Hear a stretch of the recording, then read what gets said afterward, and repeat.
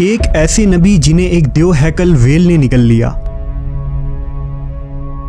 آپ سے ایسی کون سی خطا سرزد ہو گئی تھی اور آپ مچھلی کے پیٹ میں 40 دن زندہ کیسے رہے؟ اس ویڈیو میں ہم اس ہستی کے متعلق جانیں گے جن کا واقعہ قرآن مجید میں یونس اور توریت میں جوناہ کے نام سے آیا ہے۔ تاریخ میں آشوری قوم ایک عظیم اور طاقتور قوم کی حیثیت سے جانی جاتی ہے جس کا دارالحکومت اشور تھا۔ اشوری دراصل بنی اسرائیل کے نسل سے تعلق رکھتے تھے جو بخت نصر کے حملے کے بعد غلام بنا کر بابل اور عراق لائے گئے تھے۔ اس زمانے میں دریائے دجلہ کے کنارے نینوا نامی ایک چھوٹی سی بستی تھی۔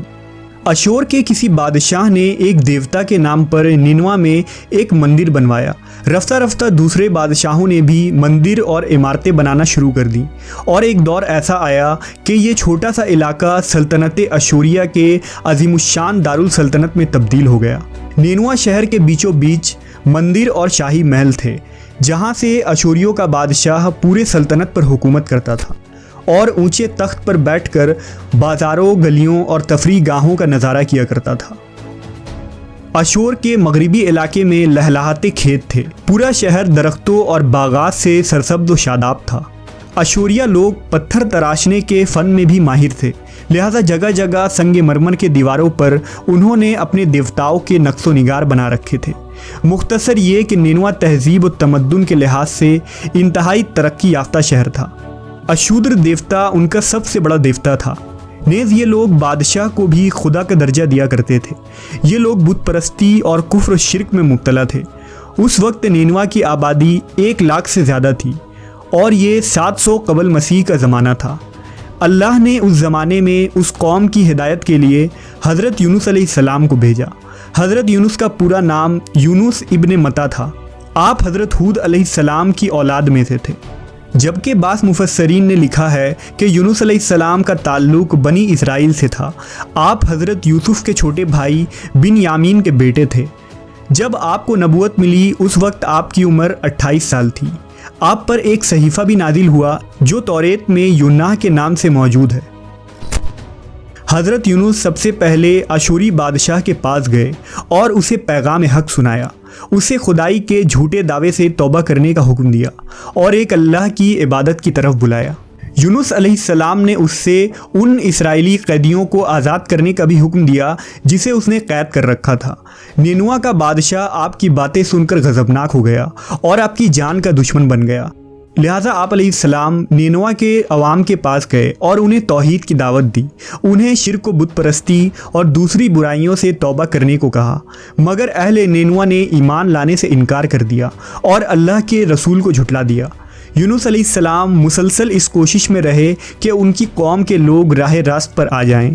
آپ نے انہیں بہت سمجھایا اور دعوت کے کام کو جاری رکھا۔ دیکھتے دیکھتے 40 سال کا عرصہ گزر گیا، لیکن یہ قوم حضرت یونس کا انکار کرتی رہی اور شرک پر ڈٹے رہے۔ نیز حضرت یونس کو دھمکیاں بھی دی گئیں کہ اگر آپ نے اشودر دیوتا کے خلاف کچھ کہا تو وہ آپ کو قتل کر دیں گے۔ آخر کار حضرت یونس اپنے قوم سے مایوس ہو گئے۔ جب ان کی سرکشی اور نافرمانی انتہا کو پہنچ گئی تو اللہ نے حضرت یونس کو حکم دیا کہ لوگوں کو آگاہ کر دو کہ 3 دن کے اندر ان پر عذاب آنے والا ہے۔ لہٰذا آپ نے اہل نینوا کے سامنے اعلان کیا کہ اگر تم نے 3 دنوں کے اندر بت پرستی اور شرک سے توبہ نہ کی تو تم پر اللہ کا قہر نازل ہوگا اور پورا شہر تباہ و برباد ہو جائے گا۔ لوگوں نے آپ کا مذاق اڑایا اور جواب میں کہا، ہم تمہارے رب کی طرف سے عذاب کے منتظر رہیں گے۔ آپ کی قوم نے آپس میں مشورہ کیا تو اس بات پر سب کا اتفاق ہوا کہ یونس کو کبھی جھوٹ بولتے نہیں دیکھا گیا، لہٰذا ان کی بات نظر انداز نہیں کرنی چاہیے۔ مشورے میں یہ بھی طے ہوا کہ دیکھا جائے کہ اگر یونس علیہ السلام رات بستی کے اندر اپنے گھر میں مقیم رہتے ہیں تو سمجھ لو کہ کچھ نہیں ہوگا، اور اگر وہ یہاں سے کہیں اور چلے جاتے ہیں تو یقین کر لو کہ صبح عذاب ضرور آئے گا۔ حضرت یونس علیہ السلام رات کو اس بستی سے نکل گئے۔ صبح ہوئی تو عذاب الہی کا ایک سیاہ دھواں بادل کی شکل میں بستی والوں کے سروں پر منڈلانے لگا۔ جب وہ ان کے قریب ہونے لگا تو ان لوگوں کو یقین ہو گیا کہ اب وہ سب ہلاک ہونے والے ہیں۔ दरअसल हज़रत यूनुस अलैहिस्सलाम अपनी कौम से नाराज़ होकर चले गए थे, मगर उन्हें वहाँ से निकलने का हुक्म नहीं दिया गया था। वो अजाब की इत्तला देने के बाद अल्लाह की इजाज़त के बगैर अपना इलाका छोड़ गए थे। आसार अजाब देखकर जब आशूरियों ने तौबा व इस्तिग़फ़ार की तो अल्लाह ने उन्हें माफ़ कर दिया। अल्लाह ताला किसी कौम को उस वक्त तक अजाब नहीं देता जब तक वो अपनी हुज्जत पूरी नहीं कर लेता। बस जब यूनुस अलैहिस्सलाम ने उस कौम में मुहलत के आखिरी लम्हे तक नसीहत का सिलसिला जारी नहीं रखा और अल्लाह के मुकर्रर करदा वक्त से पहले वो खुद ही हिजरत कर गए, तो अल्लाह के इंसाफ ने उस कौम को अजाब देना गवारा न किया और उन्हें माफ़ कर दिया गया। जब हज़रत यूनुस अलैहिस्सलाम फरात के किनारे पहुँचे तो एक कश्ती को मुसाफिरों से भरा हुआ पाया। हज़रत यूनुस कश्ती में सवार हो गए और कश्ती ने लंगर उठाया। पूरे दिन में कश्ती समुंदर में सुकून से चलती रही। अचानक ऊंची ऊंची लहरें उठने लगीं।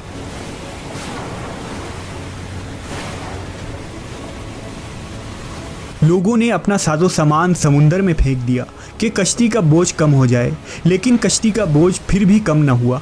जब कश्ती डगमगाने लगी तो कश्ती के गर्क होने का यकीन होने लगा।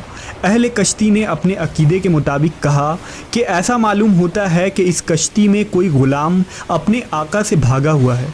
जब तक उसको इस कश्ती से अलग न किया जाएगा निजात मुश्किल है। यूनुस अलैहिस्सलाम ने सुना तो उनको तंबीह हुआ कि अल्लाह को मेरा निनवा से वही का इंतज़ार किए बगैर इस तरह चले आना पसंद ना आया और ये मेरी आजमाइश के आसार हैं। ये सोचकर उन्होंने अहले कश्ती से फरमाया कि मैं ही वो ग़ुलाम हूँ जो अपने आका से भागा हुआ हूँ। लिहाजा 3 मरतबा कुर्रअंदाज़ी की गई और तीनों मरतबा हज़रत यूनुस का नाम निकला। तब मजबूर होकर उन्होंने हज़रत यूनुस को दरिया में डाल दिया।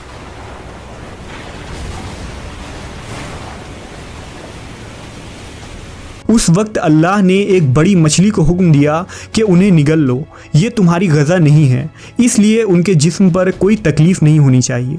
मछली ने हज़रत यूनुस को अपने पेट में निगल लिया। यूनुस अलैहिस्सलाम ने जब मछली के पेट में खुद को ज़िंदा पाया तो बारगाह इलाही में अपनी निदामत का इजहार किया कि मैं वही इलाही का इंतज़ार किए बगैर और अल्लाह से इजाज़त लिए बगैर उम्मत से नाराज़ होकर निनवा से निकल आया। हज़रत यूनुस ने मछली के पेट में अल्लाह को पुकारा। उन पर 3 अंधेरे इकट्ठे हो गए थे, रात का अंधेरा, मछली के पेट का अंधेरा और समुंदर का अंधेरा। आपने उन अंधेरों में ये कलमात कहे, अल्लाह तेरे सिवा कोई माबूद नहीं, तू यकता है, मैं तेरी पाकी बयान करता हूँ, बेशक मैं अपने नफ्स पर खुद ही जुल्म करने वाला हूँ।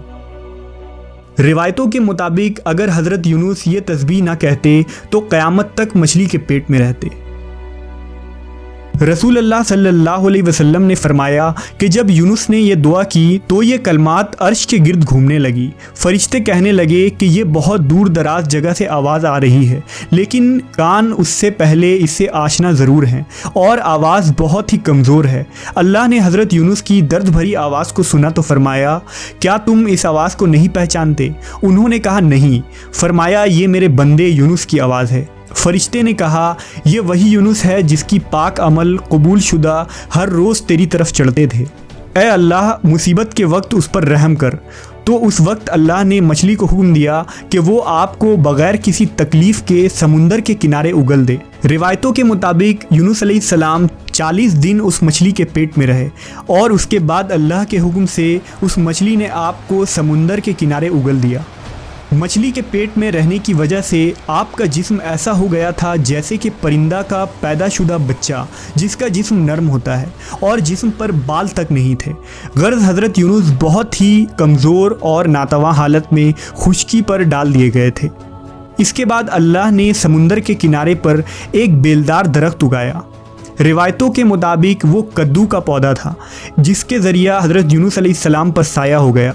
इसके अलावा अल्लाह ने एक जंगली बकरी भेज दी जो ज़मीन की घास और जड़ी बूटियाँ खाती थी और सुबह व शाम आपको दूध पिलाती थी, यहाँ तक कि आप तंदुरुस्त हो गए। हज़रत यूनुस दरख्त के उस साए में झोपड़ी बनाकर रहने लगे।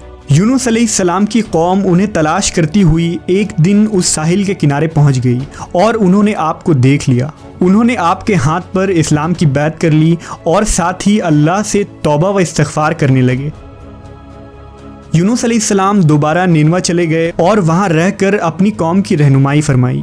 حضرت یونس کی زندگی نینوا ہی میں گزری اور وہیں آپ کا انتقال ہوا۔ اس قصے سے ہمیں یہ سبق ملتا ہے کہ کسی بھی حال میں اللہ کی رحمت سے مایوس نہیں ہونا چاہیے اور نہ ہی ہدایت کے معاملے میں اپنی ذات پر بھروسہ کرنا چاہیے۔ ہدایت تو بس اللہ ہی کی طرف سے ہے، ہمارے ذمے بس پیغام حق پہنچانا ہے۔